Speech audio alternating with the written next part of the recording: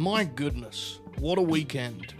From all-in triumphs to an Evolution epic, all the way back to center stage hidden gems, or even before that, Honor Club heroics. As the smoke cleared, I thought it would make sense to check in with some of LNG's finest, talking through the weekend's best.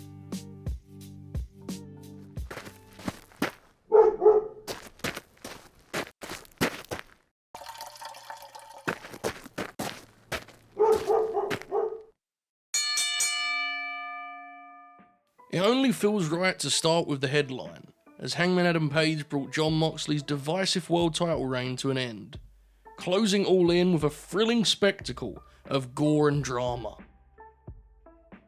Well boys, AEW leaves All In with the start of a new era. Hangman Adam Page back as the world's champion after a long 3+ years away from that prize, closing All In electric fashion, but it has to be said, Hangman certainly the story, new champion, the belt back on display, but hard not to share some of those thoughts with Jon Moxley, who I think may have just had his, honestly, a career best performance. That was a special match.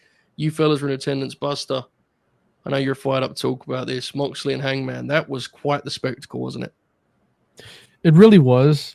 Like, just start to finish, even the fucking his entrance was just so like legitimately he's preparing for war kind of thing, and he was the entire time just jaw jacking with people, including Brad, and like just, I mean, it's overused, but like the aura on Jon Moxley, like the entire night, his entire performance was unbelievable.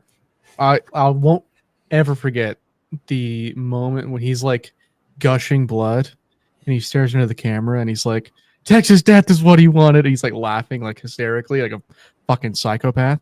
I audibly yelled to Novi when it happened because it was on the big screen. It was fucking awesome. Yeah, I mean, in the moments when he needed to look like a true just fucking psychopath that could not be killed, he was, better than he's ever been. And then even in the moments when he was towards the end like a complete coward, just scrambling like a fish out of water type of thing, just perfect. It's like a genuinely perfect, like a rare perfect wrestling performance, I think. Pretty rare. Yeah, I would agree. And even some of the set pieces surrounding that, like when Marina lifted him to his feet, what a villainous moment. Yes, dude. Right? And Marina even going, fuck you, as she did it. It was so sick, dude. Right. Everything about absolutely it was. And on the other side of that coin, I'll stick with you, Buster, for a moment. Hangman Adam Page is the babyface. When I rewatched the match, it stood out even more. Hangman really is on offense for very little of that match. Mm-hmm. But he's selling, he's bleeding. Yes. And the people are just desperate for his comeback. You were there, as was Nova. It felt like, watching at home, it felt like you guys were so attached to every moment of that match in a way that was different to the rest of the show. And there was a lot of good stuff in the show. That was a different type of heat. If you can, kind of highlight the connection between Hangman and that audience. It was quite striking at home. I mean, in the audience, I expected it to be, raucous and, emotional, but good God, like I couldn't quite expect it to be to the level that it was, especially from Novi and I. Novi, I could expect it, but I was like, one of the maybe 2 or 3 times that I was like, I've actually screamed at a wrestling show, or like just the entire match, not just one moment, but like the entire match. Everything, like all the bumps he was taking, I was terrified that he wasn't going to stand up. Specifically, the Death Rider, or that's what it's called, right? Death Rider? Yeah. Yes, the Death Rider onto the chair. That moment specifically, Novi and I were at a restaurant afterwards, and he was like, what's the moment that you were like most scared that they were going to fuck it up? I was like, that moment right there, because I think he nailed it where he said, if they were gonna have Mox win, it was gonna be on like a dull moment like that. And it's like, because of those like finishes in the past, like that type of thing just fired me the fuck up, dude. Like knowing that this could be it from my baby face. You know what I mean? It was awesome. It was unbelievable, genuinely.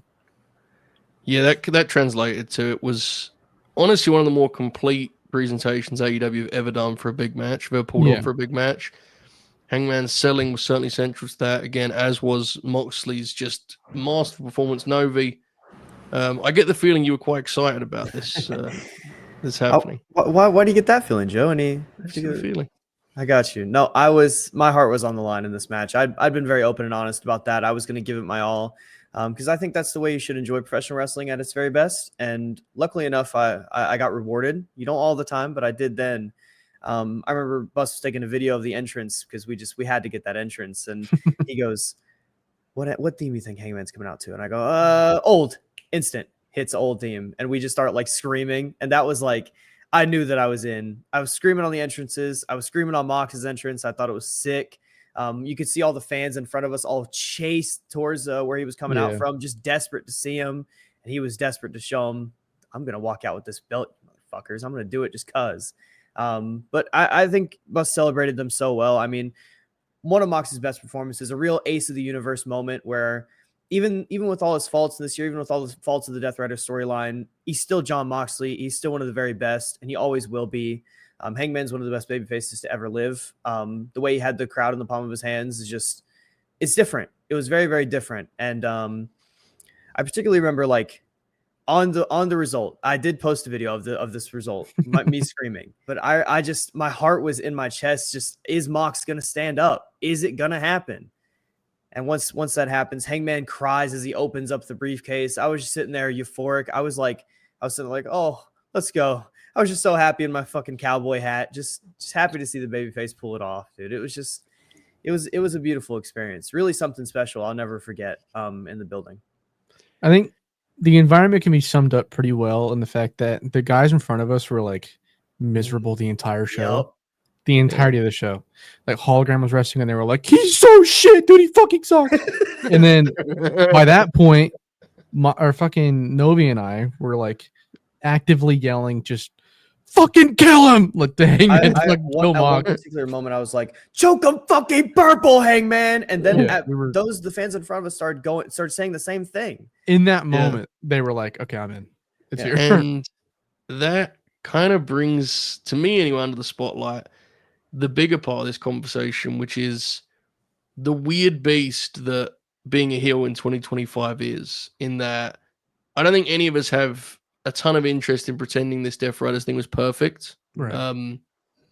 I genuinely didn't like some of the matches, and I do think from a storyline point of view, from a storytelling point of view, it had some weak spells.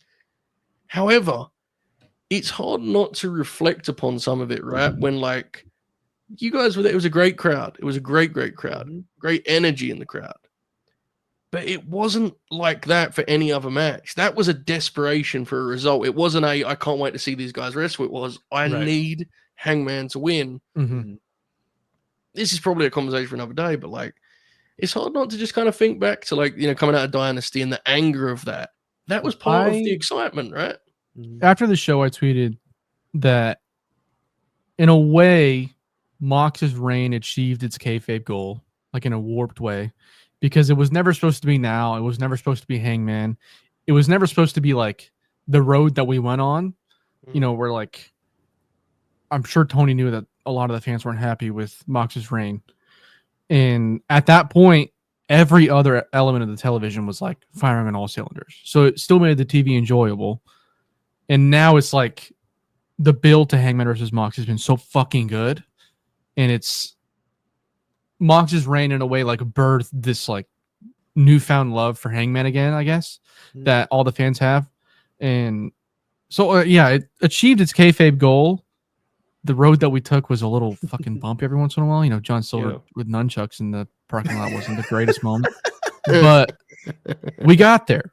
Yeah. In the end, we ended up getting there. So you can definitely look back on it in a more positive light, That's what it was all about. It was about reigniting that fire. This storyline was definitely like, we're gonna use this swell of support for this fan base, and we're gonna make this promotion feel like it did way back when. Like, there's a lot to be said about 2021 AEW. I don't think it was all as perfect as some remember it, but that was a moment in time where you were really like, this is a promotion that I can get behind. It's something that I want to support because it's just different.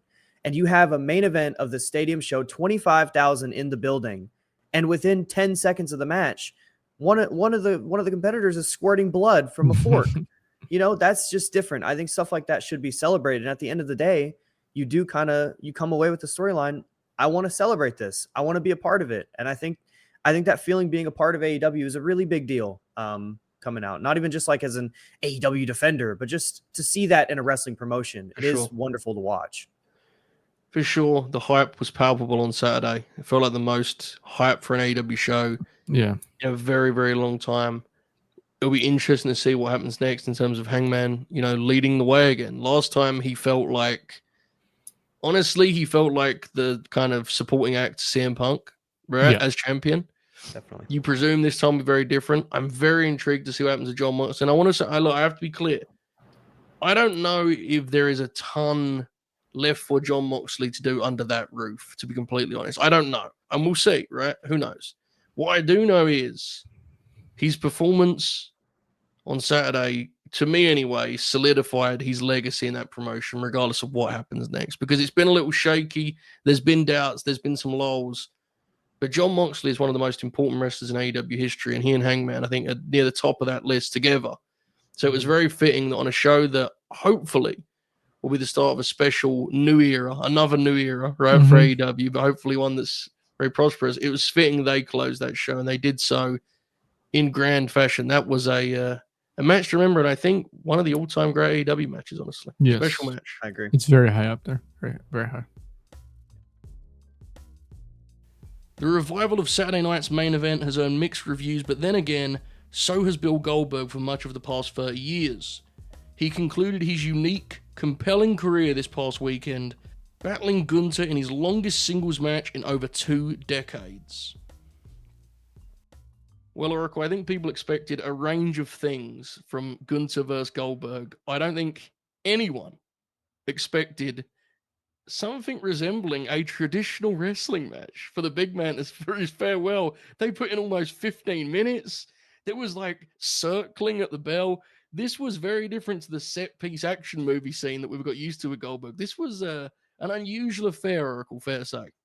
Yeah, obviously, there was the very unfortunate injury with Seth Rollins that happened that probably exacerbated this in terms of the links of this match, right? But it was very interesting to see. That was not something that we expected going into this match. This was a fascinating match to watch. It was a lot of Goldberg selling and stuff that things of that nature. I didn't think it was a great performance from Goldberg in particular, but I also did not think it was as bad as you might think it would be for a 15-minute match, honestly. Right. I thought they did a good job of sort of just exchanging blows and Gunther trying to close Goldberg's space when he was hurt like a wounded animal, attacking the leg and stuff. I thought it was very well done in that regard. Of course, they did some of the big spots you would expect. They did the missed spear through the barricade. They did the jackhammer, which was a close call, right? It was a classic 2010s, 2020s Bill Goldberg jackhammer for sure. But which was a very good near fall. I didn't know who was going to win. I thought Gunther for a while, and then I thought there was a chance Goldberg would win. And it was kind of tough to pick who would win. Credit for them for Gunther getting that chokeout win. That was not something that I necessarily expected. The chokeout win was a cool surprise for me. The match was an interesting watch and an entertaining watch. Yeah, I don't necessarily think it was good. Yeah, but it was not terrible. It honestly was not terrible. It teetered more on the bad side, I think, but it was a match that I'm not mad I watched, and it was a very entertaining match. I agree, and I would pair that with there was something admirable about the match. Bill Goldberg is not someone that I think people associate with this great passion or pride for pro wrestling, but it was obvious he cared about how this last match went. That was obvious, man. Whatever you think of Bill Goldberg, I think you and I are fans, right? He cared. he wanted to have a real match with a guy that people believe is one of the best wrestlers in the world right now. And obviously that's Gunther's reputation for a reason. He was terrific here. And my favorite thing about the match, even though I agree it wasn't probably good in a conventional sense, Right. it was honest about where Goldberg was at. It didn't feel like it was trying to con me, really. I mean, obviously a time or two you have to sort of squint to see what they're going for, because we have to be real. Physically, this is by far the most diminished Goldberg's ever looked, because it's been a few years, right? And he was already up there in age. He looked much slower. But I thought they did a good job of being honest about that. And you mentioned wounded animal. He felt vulnerable in there. He felt like an old gunslinger. It wasn't perfect. I don't want to overstate it, but it did have a great deal of heart and a great deal of charm, which is a retirement match. I think that's about as good as you can get for what this was. Right? It's an unusual match to begin with. I thought it delivered on what it needed to be. And credit to them for having to move things around on the fly after the unfortunate craziness of the Seth and LA Knight match. Mm-hmm. Because I mean that's obviously I feels like that probably added to the challenge of it too, and that's just it's impressive they were still able to to get the match off and stuff and have the match that they had. It's interesting. We'll never know. Well, maybe we'll never know. I'm not sure these things, but it felt. I agree with you.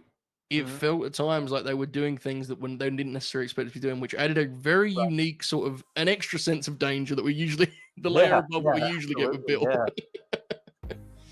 Tremendous. The last 3 years of Ring of Honor have been complicated, but their pay-per-views are a separate topic entirely. They added another hit to that catalogue on Friday, kicking off the weekend with a fierce 1-2 punch. Well, it feels like a lifetime ago. Truly. But on Friday night, I think you could argue, I wouldn't necessarily, but it'll be up there for me, maybe the 2 seed. You could argue the match of the weekend happened on Friday night to start all this thing off in the main event. Supercard of Honor, Ring of Honor World title hanging in the balance.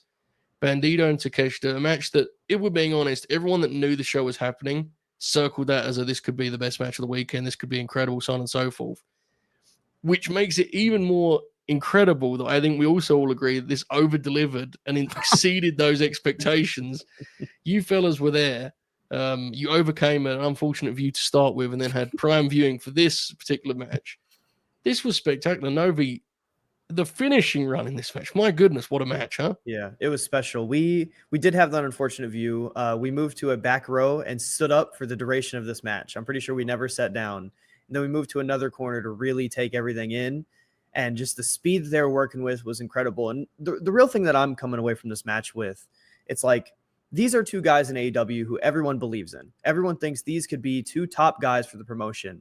And this was them going out there and having a match that tells you, I can be that. I can have some of the best matches you'll find. I can be everything you guys say about me. And it was a beautiful spectacle to watch, especially after Bandido comes out with the special gear, the special attire. Takeshita comes out looking as cool as ever. It's just a classic Takeshita. And again, they have a match of that caliber. It's special stuff to be in the building to witness for. And I feel like towards the end, I remember where we were sitting, we could kind of see the whole crowd. Throughout portions of the crowd, there was people jumping up and down, pumping their fists in the air, like screaming, let's go, just because what they watched was so amazing. I feel like that's a very special experience, and they went out there and killed it. And I think in terms of just pure athletic thrills, I don't think it was topped, to be honest, over the weekend. I think, again, Moxley and Hangman is a different category, I think, in some ways, right? It's a different type of match. I think in terms of just bell-to-bell action, this was the 1 seed, Buster. This was everything we expected to be and more, huh? Yeah, it was fucking awesome. I know we were talking about the end of it, but I'm particularly fond of the beginning where they work like a pretty slow pace, kind of old school, traditional grounded work. I thought it was like not the direction I expected them to go in, but I was delighted to see it. And it built the match perfectly for the absolute explosion that took place towards the end.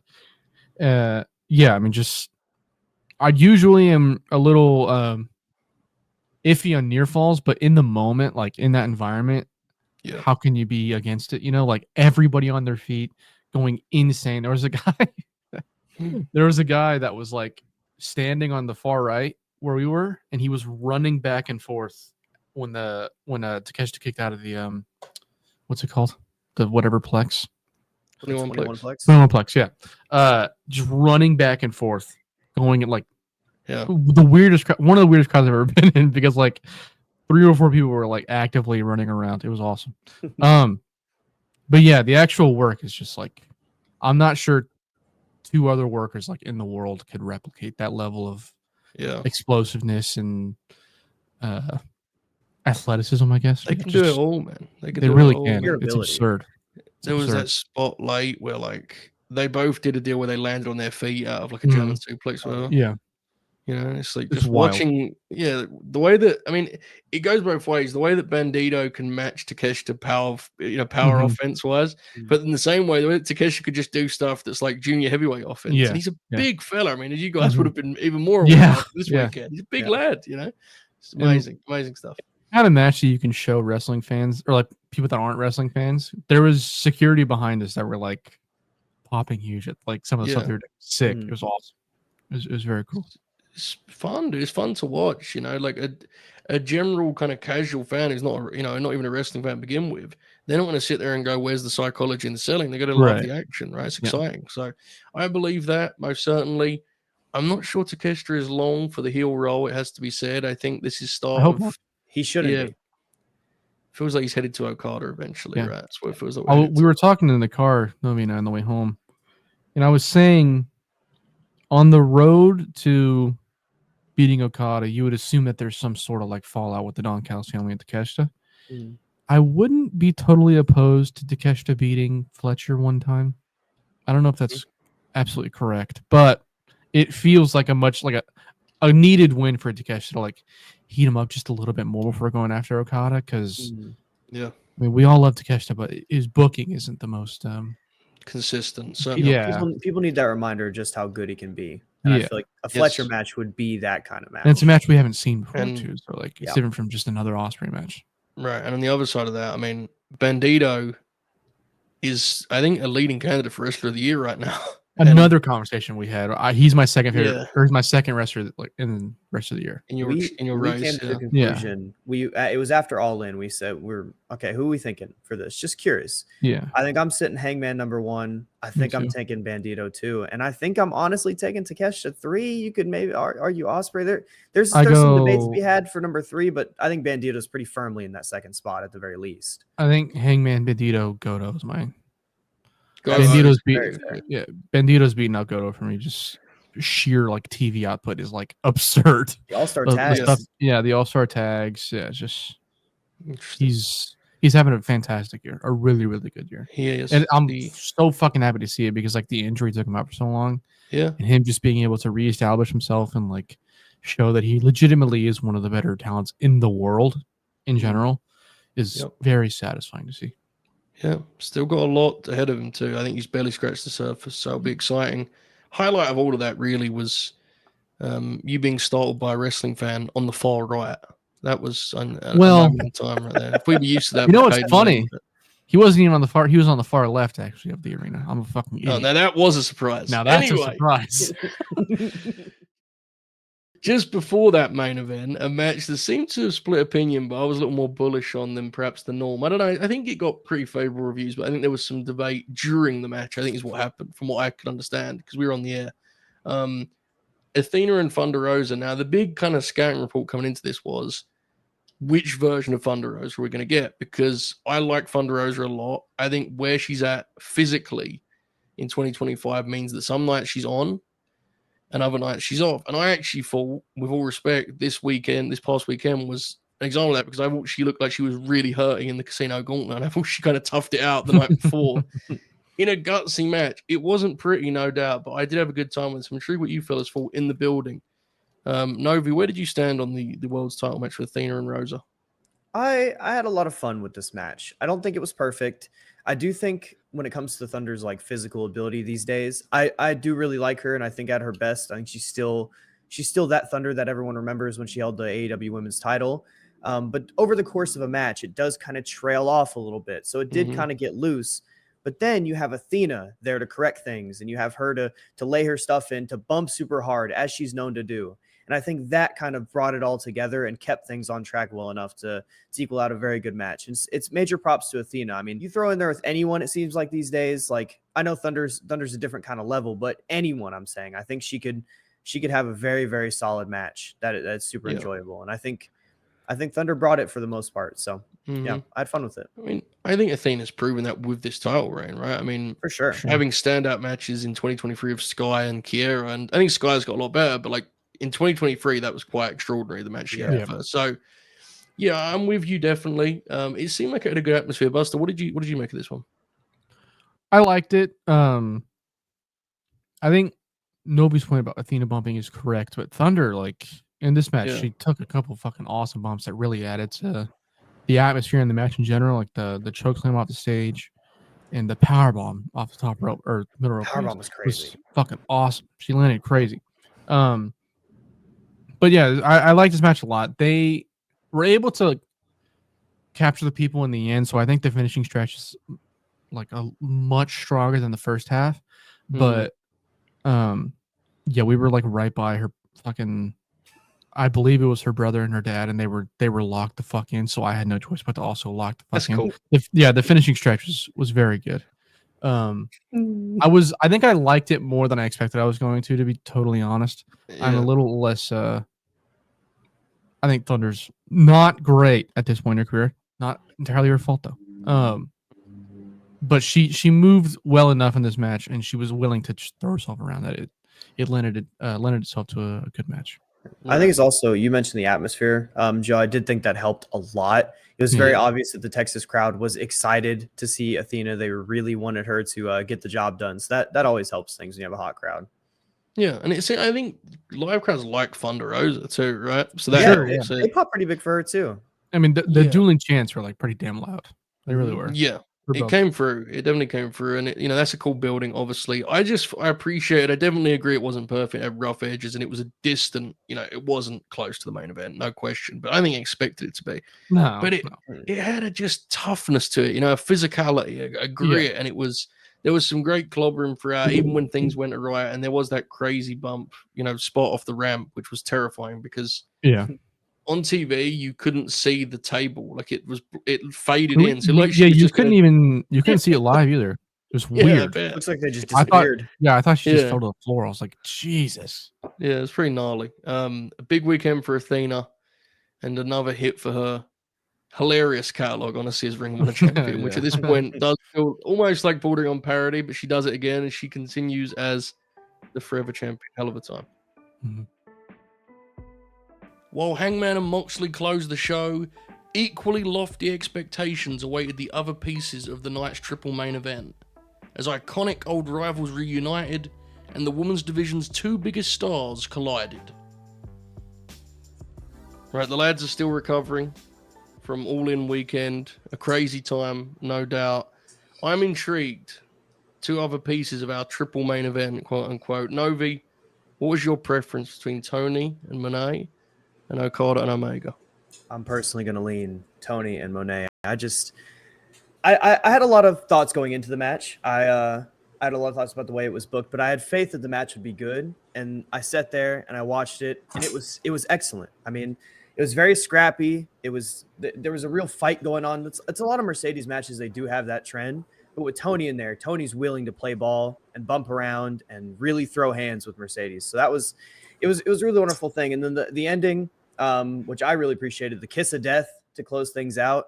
That was a beautiful experience. I mean, that was a moment where me and Bus were just kind of stood up, that was just a great match, because we super locked in for all three of these matches. So this was the start of that. It really got us going. I'm intrigued too, just sticking with you for a moment, Novi, when you compare those matches. Both obviously had huge stakes, right? I mean, Okada Omega was for the new title, but this one, to me anyway, felt like it had bigger stakes because this is the top two stars of the division, and it felt like it could go either way. Novi, what was the atmosphere like in that regard? I imagine it was tense, right? The drama. It was very tense. I mean, I know from experience for me and Bus, we had no idea which direction it was going to go. This was the one match on the show where I was I just could not predict it. I had faith that it was going to be Toni. I had a belief. We just didn't know. And I felt like the audience kind of resonated with that. There was dueling chants throughout the whole thing. Our section would bite on pretty much every finish because they just didn't know when it was going to happen. Didn't know who was going to get the fall. It was that made things really, really exciting, especially towards that closing stretch, which really got going. You know, they started trading pins. They started trading blows. It was a lot of fun. They got a lot of time and they crossed 25 minutes, I believe, in this one. It had a main event feel. Your thoughts, Toni Storm, Mercedes Mone. Yeah, I thought this was a really well-worked match.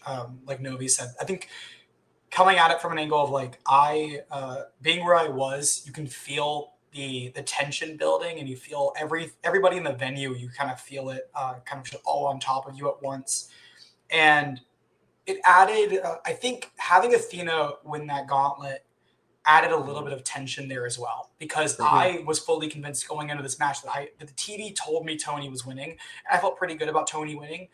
And then Athena wins, and you go, oh, Mercedes might be winning. It's what I had talked about saying, like they should do in the main event with Darby. They did with Athena instead, and that adds this whole other level to it. I thought that they built throughout the entire match very well. My favorite thing that someone had pointed out was Toni hit either her current finisher or her past finisher, which when she used that Tiger Driver in WWE, she hit that finisher 7 times.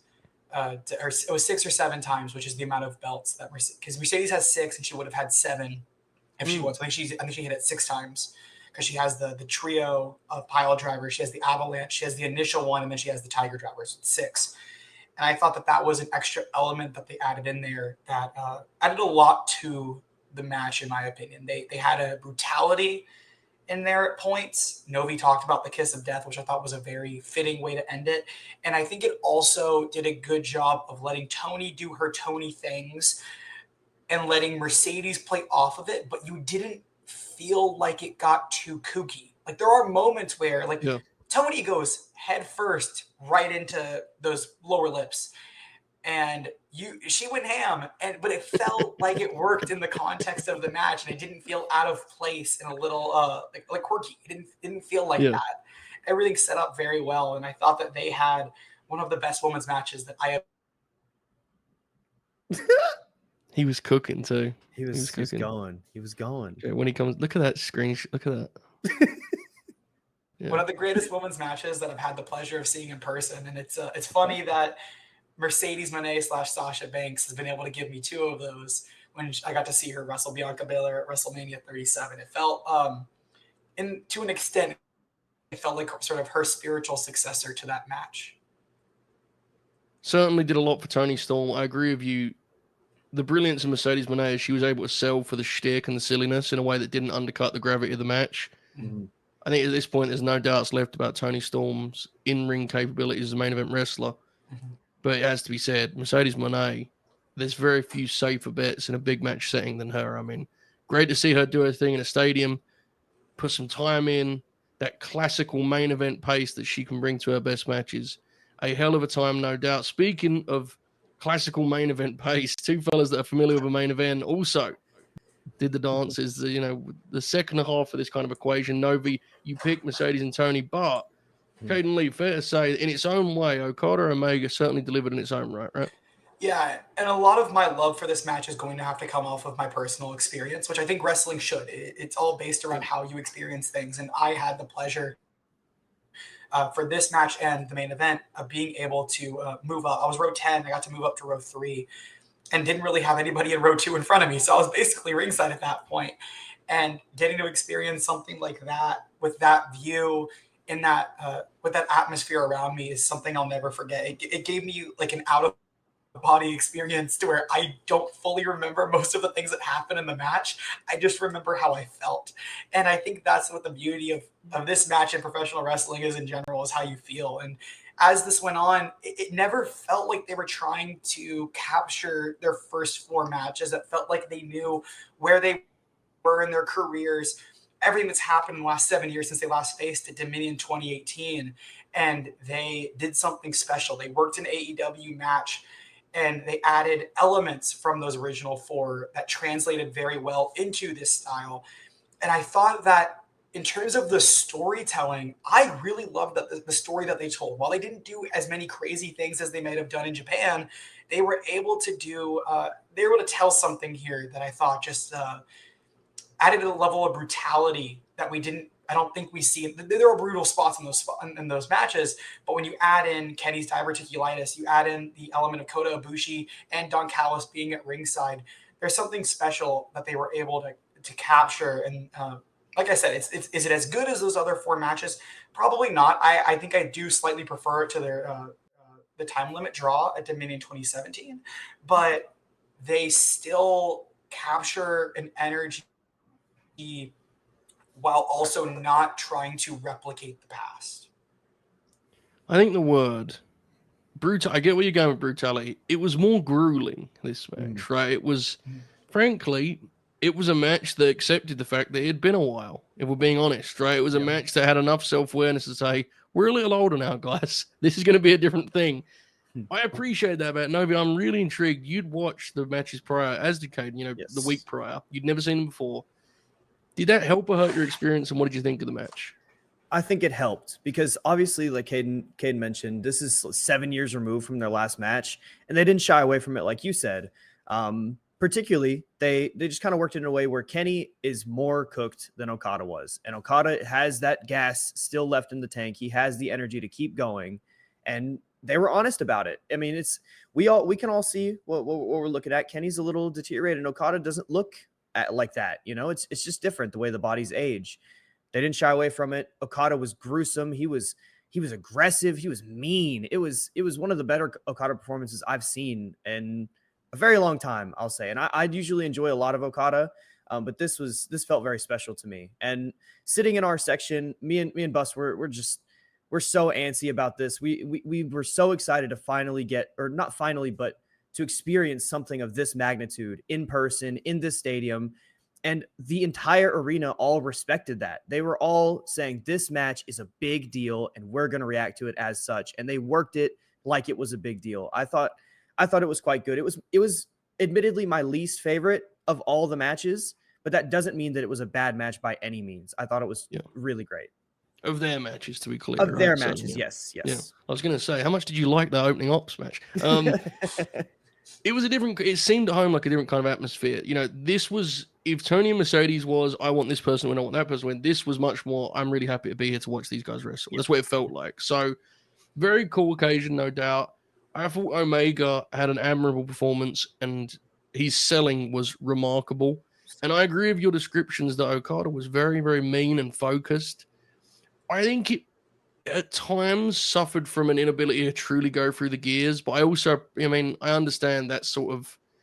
I felt bad coming out of it in the sense that it did fall short of my expectations, but I felt like that was the fault of my own expectations, to be honest, when I reflected on it, because it's 2025. It's been a minute, right? But a very strong match is certainly, I think it delivered in a different way, and I do appreciate it didn't try to just recreate what it was. I think they did something new, they did something distinct, and I think if you're someone who's truly immersed in and invested in that feud, I think it was probably a pretty powerful watch because of what it represented. So, if I'm being honest, I feel like some of their matches, we watched them all the week before. I don't think age so incredibly well.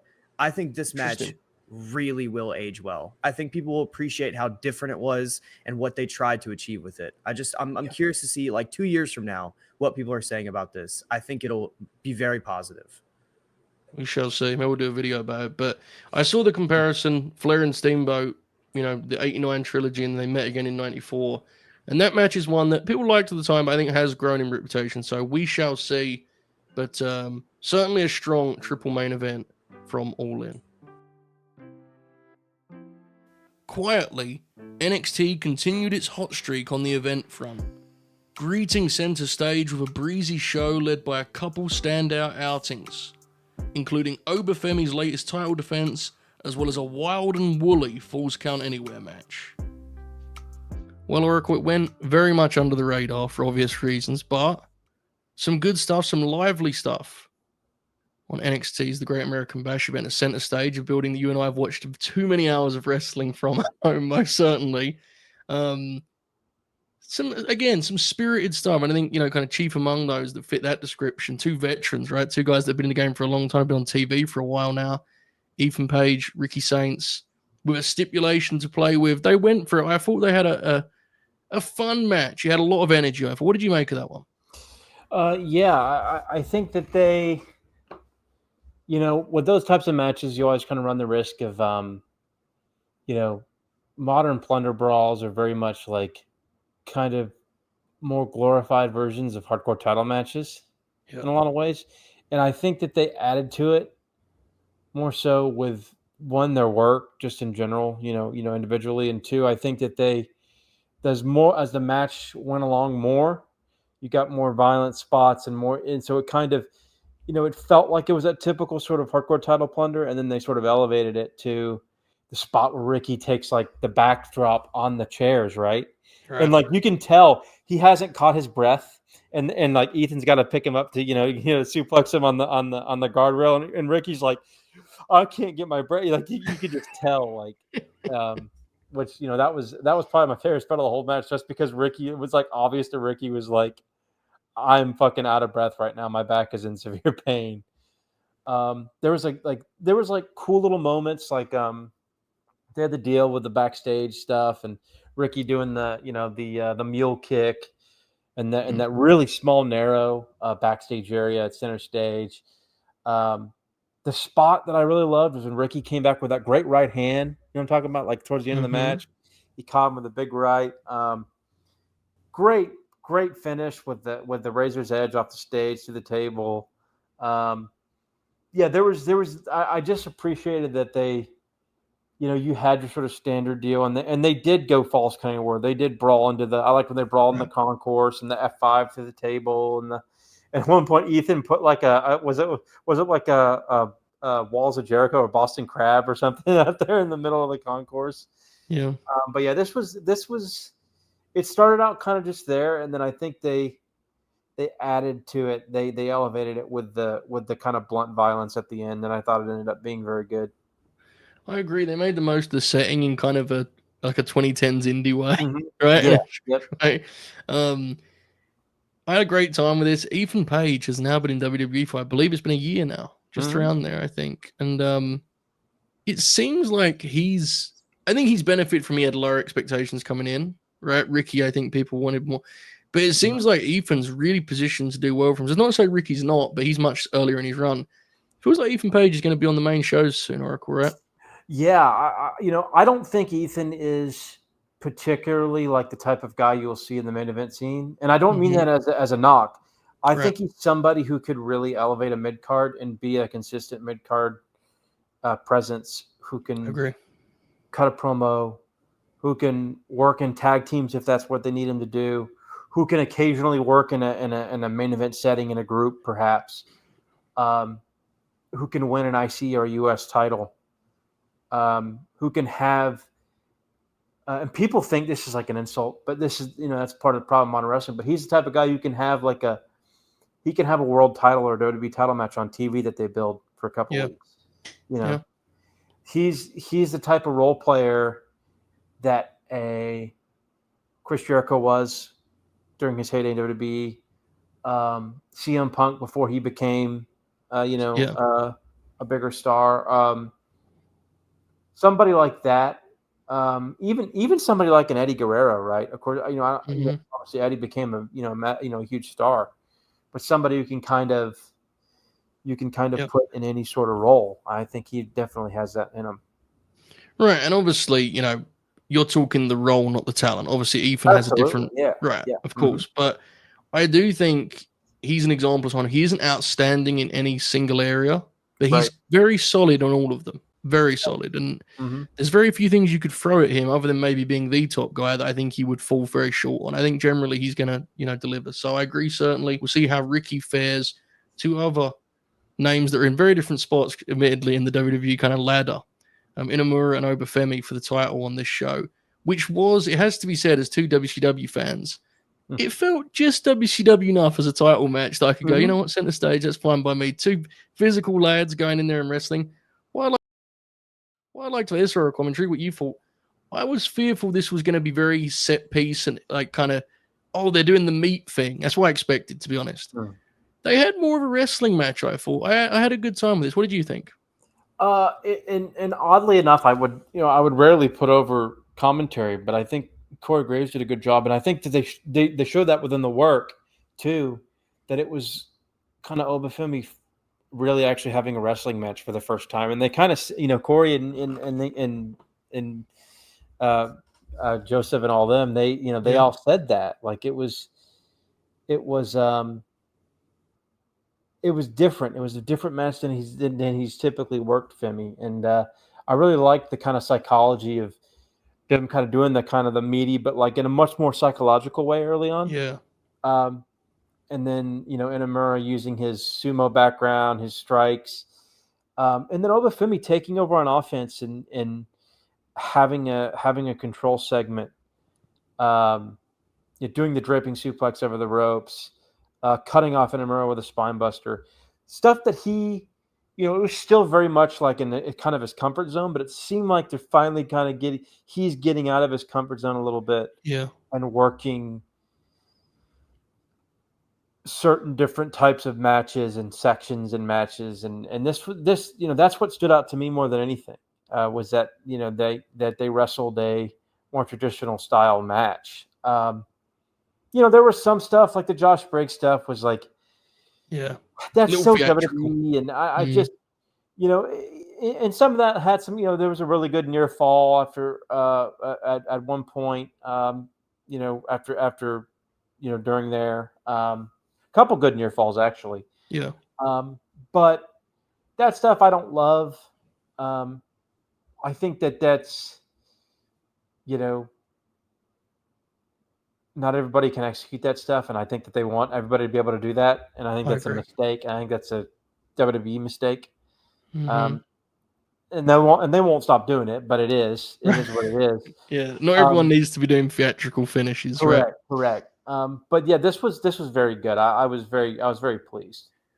The word that comes to mind for me was it. All of the stuff they did was what you expected physically, but it felt organic because the way it was placed. You just the kind of the psychological elements to it. I'm not going to sit here and pretend that I think Inamura is going to be like I don't know what the fit is for him on a main roster. I know right now he's a Noah guy, and there's some kind of confusion about what that means long term. Mm-hmm. But he's a nice talent, right? Fun wrestler, mm-hmm. like kind of a throwback, simple game. I like him. Obafemi he's can't miss, Oracle. I don't think there's any way anyone's messing that up. He is somebody who, if he can learn to wrestle, if he can up his game, and he's somebody who I just, not everybody can go. It's dead, but we need managers back in wrestling. Yeah. Oba's got a good presence and he carries himself well in segments, but he's not great on the mic, You also don't want him to talk too much either, right? You correct. Want him to have some sort of, and they've got him talking too much. Yeah. And it's like if he,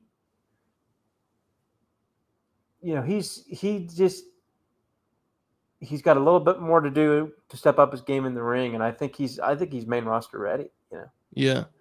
He's also the kind of guy though you want to bring him up with a plan of like. Yes, you've got to have a mapped out plan of what you want to do. Yeah. He can't just be in the second match like hanging out. No. He needs a real push. See, I agree with you. I think the key word you used there was wrestle, right? He can do some incredible things. You can agent his matches, but if he can, I don't see any reason why he can't become a great wrestler in the traditional sense. I really believe he can do that. So we shall see. But a good start in that progression anyway. On Saturday afternoon, I thought they had a very nice wrestling match and a different kind of vibe than I expected. A change of pace. So some good stuff back at center stage. Thank you, Oracle. Appreciate it. With a different rhythm to the AEW pay-per-view norm, All In began with a slight stagger. The night's All-Star tag was tasked with remedying that, though, having their efforts accelerated by a triumphant Casino Gauntlet. When reflecting on All In, boys, I really think in some ways, on a night with a lot of great action, I think in some ways the second most important match, second most impressive match behind the main event, in some ways, I want to be clear, was the Young Bucks match with Ospreay and Swerve, in the sense that it kind of set the tone for what was ahead. The show really doesn't look back after that. I mean, it has a couple, starter steps, but generally it's a great show from that point. And at home, it felt like you guys needed the energy of that Young Bucks match, especially the second half of that Young Bucks match. Caden Lee, I'm intrigued. What did you make of the All-Star tag, which seems to rock the house here, watching from home? Yeah, the crowd was immediately invested from the start of JoJo Offerman, who's coming out to sing Ain't Nobody, all the way until the bell rang at the end of this match. I love this tag match. It resonates with me so well. The way the story that they told, I thought was remarkable. They did what you should do whenever this is one of the best tag teams of all time, the Young Bucks, taking on two amazing singles wrestlers. However, they're a new tag team, and they're not particularly tag team wrestlers. Yes, Will Ospreay has challenged the Young Bucks for the tag titles before with Kyle Fletcher, but that's not his game. Making the first half of this match, Will Ospreay and Strickland getting the crap kicked out of them, and then at a certain point, they kind of find their stride as a tag team and start being able to take the action to the Young Bucks and get to their level, I thought was a really good way of telling this. And it wasn't, they do a lot of times in these tag matches where they do the established tag team versus the two singles guys. They do the thing of, for the entire time, they're getting kind of the crap kicked out of them. They have to find it. Jesus Christ, Moxley, stop. Oh my God. He has a tunnel and he is doing sprints through this little tunnel. We can hear. It's quite dynamic. Yeah. So you like the match, Caden? Yes. I've moved You like the the tunnel. match? He loved it. There you go. The Yeah, tunnel has been that's moved. great. I loved it. It was awesome, right, Novi? What did you think of it? I love the match. I thought it was a great match.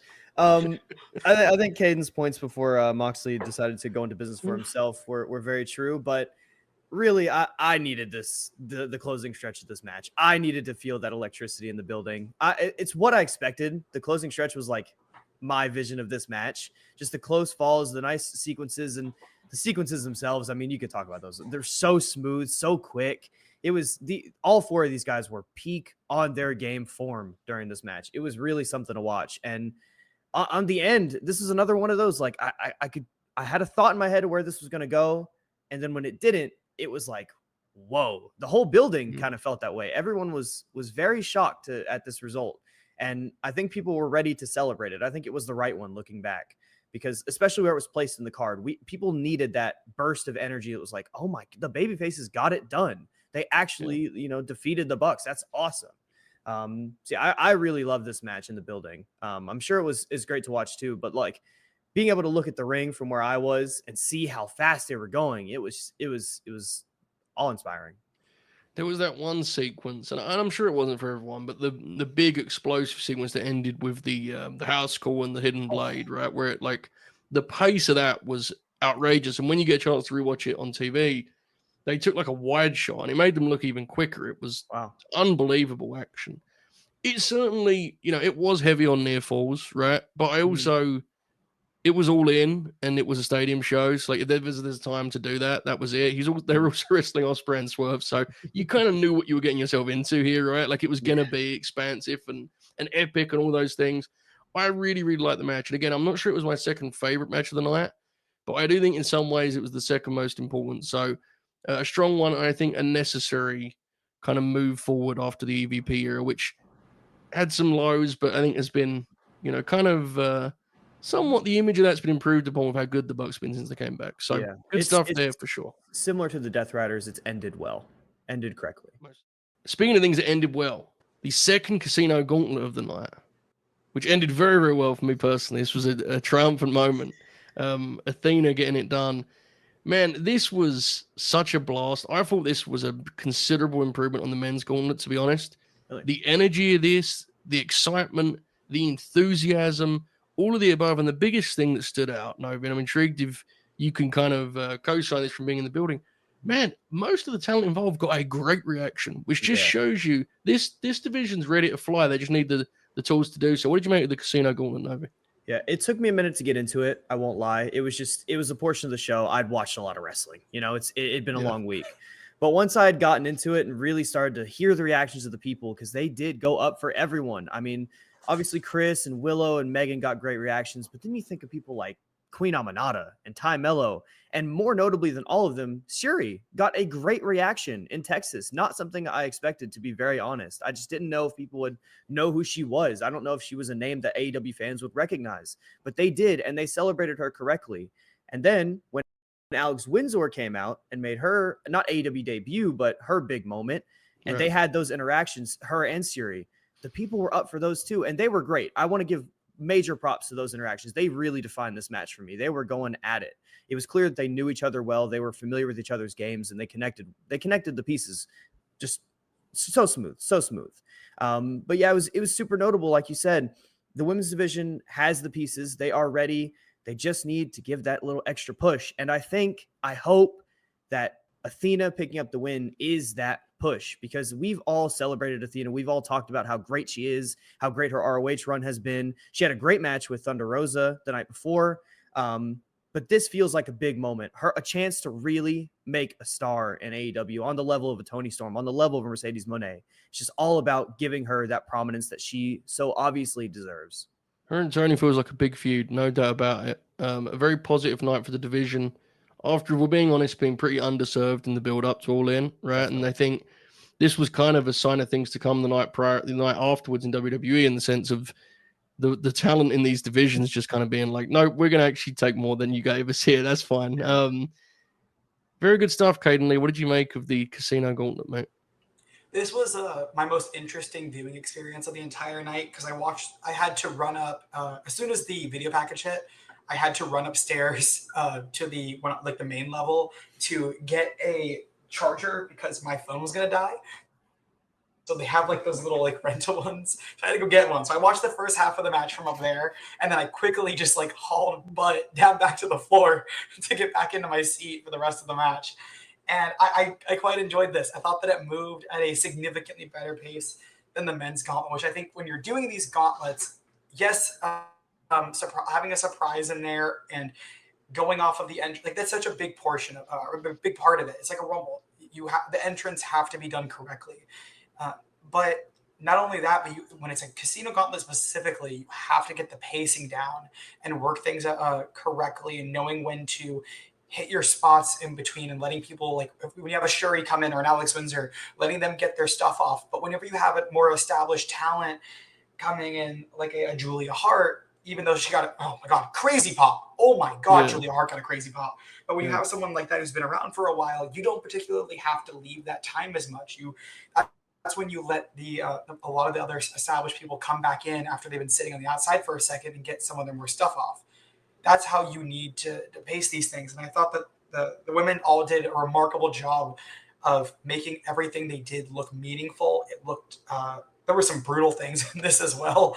There was like one spot on the outside that was insane, and I thought a lot of the talent did a really good job. I came away from that match realizing how deep that division is, and I think both of the gauntlets did that to an extent. Whereas the men's, I knew that division, I knew what they had. They bring people out, I'm like, oh yeah, they do. They really do have a strong group. But this made me realize, they got to fix this now. Like we said for a few years that the mid card was a little lacking. They needed some powerhouses to come in and really bring up the in-ring level, and they have that now. And I think that was the biggest advantage from the gauntlet. Was it did? I tweeted during the first men's gauntlet that it was Tony Khan dropping his dick on the table and saying, "Look at my roster." I thought the women themselves did the exact same thing. They all took out and dropped their dicks and said, "Look at what we're here to do now." Fascinating, vulgar note to close on from Caden there, whose conclusion from this, his takeaway from this, he's lying. It actually was, thank goodness my phone is now being charged, which was really what mattered to Caden. But a great night for the women's division of AEW. They killed it, and I thought in some ways, the women's gauntlet was like just right there alongside the Swerve and Ospreay match in terms of importance, because that thing had just steadied the ship, and that match needed to follow suit and kind of keep the momentum going. So a hell of a time. We look forward to Athena and Toni Storm in whichever shape they'll be. I hope that's a real program and not some cash in, tease situation. I want a real program. That's money, dude. It should be Athena telling her, "I'm the best in the world. I haven't been able to show it to you. I'm going to show it to you now." And look, I'm thinking about that, what that match might look like. Athena should kick the fuck out of her. It could be epic. It could be epic. The segments are going to be very funny too, I feel. Oh, Yeah. they will. And Joe, it needs to be an all out. It's the biggest full circle moment for Athena because that's where she did the match with Jody Threat. That started everything. In Toronto. Toronto. That needs to be. That's where they have to do it. Poetic. See, that's a better note for your close on the dick thing. Good work. Thanks, boys. Almost 7 years removed from the first Evolution, the women of WWE did their best to ensure that the third installment will arrive far sooner. With thrilling action throughout, the show emphatically exceeded expectations, being bookended by sheer brilliance. Well, Oracle, we are recording mere moments after the conclusion of Evolution, and a dramatic conclusion at that, a shocking conclusion. I didn't see many predictions for a Naomi cash-in, but before that, before the shock of the cash-in and the title change that we didn't see coming, quite the match to close Evolution. IYO SKY, Rhea Ripley, they tore the house down, Oracle. That was something, wasn't it? Oh yeah, it was an incredible match. Their TV matches prior were left some to be desired, right? And it's a matchup that 2 years ago and onward, I think everybody's really wanted to see that, that big Rhea, IYO singles match. We finally got that here. Their first couple of outings were good, but didn't ever hit that level that you want to see from those two. And this one absolutely did. They great, just like wrestling, title match wrestling to start. Classical pace. Yes, classical pace. Some huge spots. Yep. The Razor's Edge, the first one on IYO, was just incredibly violent. Some interesting tweaks, right? They Ref Jess took the ref bump, and they had this huge sort of Attitude Era-esque brawling sequence out in the crowd, which I didn't expect, and I don't think any of us expected to see that. The big dive from IYO was great. The back and forth near falls and stuff set up, right. Before the cash in were tremendous. Like this was an absolutely tremendous match. And honestly, I'd love to see them running back again. Yes, they got, I just checked here, 26 minutes. How great is it to see talent at that level, getting that amount of time? And yes, there were bells and whistles, but a lot of it was just two great wrestlers having a great wrestling match. Right. Rhea leaned heel, but not so much so that her fans couldn't cheer her, right? It was a tightrope in that regard. Very exciting. And it has to be said, is there any wrestler in WWE that on a stage like this, and this is not to understate Rhea, who was great, but on a stage like that, IYO SKY is quite extraordinary, isn't she? Ever since it was kind of that Bianca match, right, from Backlash a couple of years ago, and then she won the belt in the cash in, and all that stuff later on in that summer, and since then, the last 2 years, she's been easily the most reliable, and there's a lot of great women's wrestlers in WWE right now, but she's been the most reliable, and it was a perfect sort of fit to have her, be in this spotlight and in that match for sure, certainly.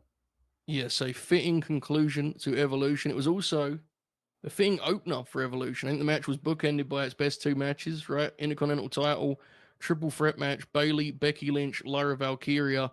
We had some concerns about the fit here in a triple threat match. I'm glad to say, and I'm thrilled to say, those concerns were pretty much just completely rendered obsolete very swiftly. This thing was awesome. Some intricate sequencing. Very strong match to kick off Evolution, Oracle. Oh yeah, this match was tremendous. I thought it would be good.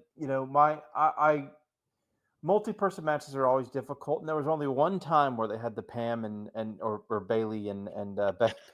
We're so used to it now. We can't help ourselves. The Bayley Becky showdown, where kind of Lyra just taking a like a minor step bump, and she was kind of outside for a little bit. Other than that, it was all action.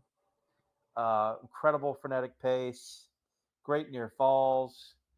They worked stiff and laid all their offense in, and that finish was just executed wonderfully with the flying rollover backslide that like I've never seen before. What a tremendous finish! Great match. And again, because I liked the Becky Lyra matches were excellent. The Becky Bayley match from a couple weeks ago was excellent on TV. Lyra and Bayley's match that they had earlier in the year were good, but were a little bit clunky, right? Yeah. But so I was like, man, I'd rather just see a singles match. But the way that they worked it, and the way that it was agented, and the way they executed it, just great match for sure. Great match indeed. It has to be said, this show Evolution, and there's a lot to be made about the way the division has evolved, right? And it's something to celebrate, no question. It's a real thing. The talent pool is deeper than ever, but whenever we get to a day where talent like Bayley and Becky Lynch aren't valuable, I'm not trying to be watching wrestling on that day, man. They are so they're priceless, quite frankly. What they bring to these shows, their wrestling brain, and what they're doing for Lyra Valkyria right now, they are spotlighting every strength she has.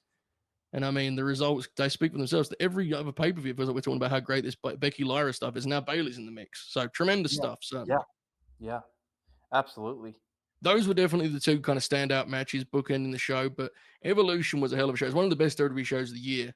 And that undercard, especially the first half, it was really a great watch. It was a very fun show, right?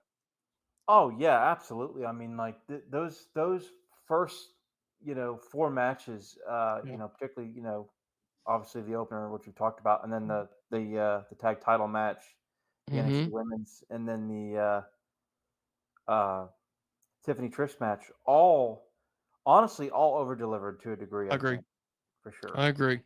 I think 8 minutes for Tiffany and Trish. While that may seem short, I think it helped the match. It was a babyface match. They did bombs. Trish worked crazy hard. Yeah, that match was terrific. Great bomb throwing match, and it felt more than 8 minutes, even though it was 8 minutes, which is an example of a really good 8-minute match. Yeah, they pushed a good pace. Minutes. Yeah. And Trish did a moonsault. Yeah. Which was tremendous. You mentioned JC and Jordan, very, very physical. And it has to be said, everyone was on the top of their game in the Fatal 4-Way tag. But Roxanne Perez is, God, what a valuable piece of talent that is, bro. She makes everyone look better. Incredible in that match. Just stooging and feeding and bumping and being in place for everything. And legitimately credit to Raquel, who looked absolutely confident and excellent in her role. That if they continue on that trend, they could be, a pretty fun tag team, I think. I agree. And on that note, I think with some time on a 2-night SummerSlam, Raquel and Roxy versus Alexa and Charlotte may surprise people, I think. Alexa and Charlotte how over were they? I mean, they were, just incredibly over. Charlotte seems to have gotten some confidence back, which is awesome. Just that match was probably the one that over-delivered the most for me, honestly. I would agree. And one final note when it comes to Evolution, hard not to be impressed by just the story of JC Jane, right? The evolution of JC Jane getting a singles win as NXT champion on Evolution. If you'd have told me this a couple years ago, I said, put down my career mode. This is real life. Here she is, dude. She's killing it. It's awesome. It started out probably in jest to a degree, but now it's like legitimate. This woman is a pretty good pro wrestler. She is physical. She uses the ring to her advantage, but does it in a believable and very good way. She's got good ring psychology, good place. It's like it's night and day. She's someone who has found her confidence, and that match was a very strong match with her and Jordan. Yes, sir. And she looked like a star, which has to be said, a common theme on Evolution. The talent did a great job. It was a great show that after kind of a shaky build and a lot of confusion, a lot of doubt about how the show was going to play out, I think it maxed out and it left us with a surprise too. Naomi as the new champion. Evolution, the second one in the books, should not be the last Evolution. No, absolutely not. If there's any justice, we'll be getting one next year. Right. Thanks for watching, folks. Please like the video and subscribe for more grins. To join us live almost daily, head to Late Night Grin, hitting the join button for exclusive watch-alongs, wrestling history lessons, and live Q&As. Keep grinning, folks. All hail.